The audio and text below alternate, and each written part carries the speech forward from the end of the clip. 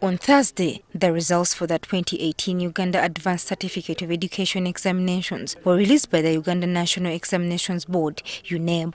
While releasing the results, UNEB chairperson Professor Mary Okwakol expressed her concern over the continued poor performance in science subjects, especially biology. This is a cause for worry because many science-based programs at universities and other tertiary institutions require biology as an essential subject.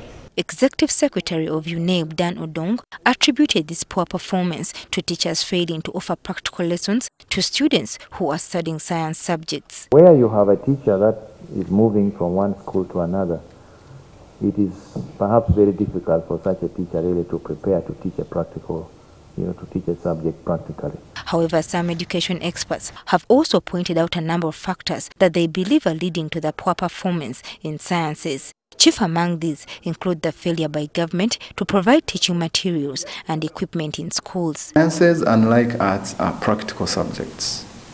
You can talk about it, but you must also practice it. So you cannot be a good doctor by just knowing. You must also be able to do.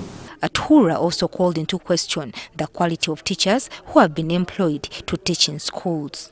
But we also have this perspective where some teachers think that some students are just not meant for sciences, they're just going to be good in arts or things like that. Those attitudes, unless we change them, so our teachers have to be retrained too. Above all, Atura also believes that there is need to overhaul the education system, especially in terms of providing continuous assessment for children in schools instead of using exams as determinants of good performance. If the drive is to pass the exam or the test, then we are going to lose it in a way, in that students, parents, teachers, schools learn now to optimize how to pass the exam, not really to learn. In response to these issues, the Ministry of Education has also pointed out that it has already taken measures to address the poor performance by students. According to the Assistant Commissioner of Communications in the Ministry, Patrick Muinda, government has already received funds to construct 117 fully equipped science laboratories in 115 districts. It's going to be a construction that is absolutely comprehensive, that includes very detailed fittings and equipment being installed in laboratories in these schools.